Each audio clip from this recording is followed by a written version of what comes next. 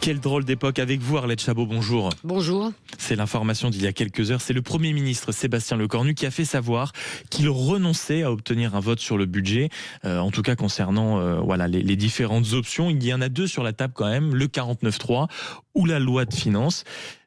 C'est donc un échec, non, pour le Premier ministre, parce que la voie de la discussion absolument semble ne pas avoir fonctionné. Alors franchement, c'est pas une surprise. Pourquoi ? Parce que le projet de loi de finances, le budget de la France, définit l'appartenance des députés à la majorité ou à l'opposition. Donc les socialistes, par exemple, interlocuteurs privilégiés du Premier ministre, ont dit depuis le début, et on le savait, que jamais ils ne pourraient voter pour ce projet, approuver ce projet de loi de finances. Au mieux, le Premier ministre pouvait espérer une abstention. Il faut rappeler, par exemple, que sur le projet de loi de financement de la sécurité sociale, les socialistes avaient fini par le voter pour sauver la suspension de la réforme des retraites. Là, c'était absolument impossible. Impossible pratiquement aussi de trouver un accord avec les Républicains, par exemple, qui disent et qui réclament aujourd'hui l'absence totale de hausse de fiscalité.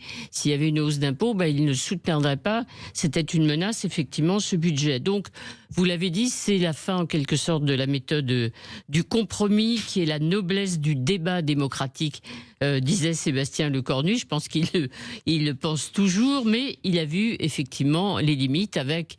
Il montre du doigt, encore une fois, le Rassemblement national et la France insoumise, qui, eux, n'ont qu'une envie, évidemment, c'est la censure. Les fameux agents du chaos, comme le répètent les ministres régaliens sur les plateaux. Voilà, et puis le Premier ministre, hier, dans son communiqué, impossible de trouver une solution avec les deux extrêmes. Bon, oui, c'est vrai qu'ils ne veulent que la censure. Donc, il y a deux voies possibles, c'est vrai.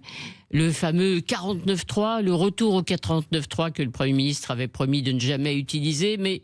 Nécessité fait loi, d'autant qu'il peut imaginer, trouver sur un texte que présenterait le gouvernement de quoi satisfaire quand même les socialistes, et donc toute perspective de compromis n'est pas à exclure, ce qui éviterait que les socialistes votent la motion de censure. Et puis, c'est peut-être ça qu'il faut dire pour nos auditeurs, ma chère Arlette, si vous n'arrivez pas à décrocher, on va dire, un accord main dans la main, le but est d'essayer de décrocher un accord de non-censure, en disant personne n'appuie sur le fameux bouton. Exactement, il y a assez d'éléments de satisfaction pour qu'effectivement les socialistes ne votent pas une motion de censure. Et puis deuxième hypothèse, celle des ordonnances. Alors ça, c'est une procédure, on rentre dans l'inconnu, jamais utilisée depuis la Ve République, c'est-à-dire que le gouvernement dépose son texte, quoi qu'il arrive, effectivement, il est appliqué, mais là, le Parti socialiste dénonce le coup de force et tout le monde pourrait voter une motion de censure. Mais si on l'évoque ce matin, c'est parce que du côté de l'Élysée, ça semble être quand même la voix qui récolte le plus de vapeur, en tout cas de la part du président de la République. Oui, le président de la République, qui pense et même inciterait le Premier ministre à utiliser le recours aux ordonnances. Pourquoi ? Parce que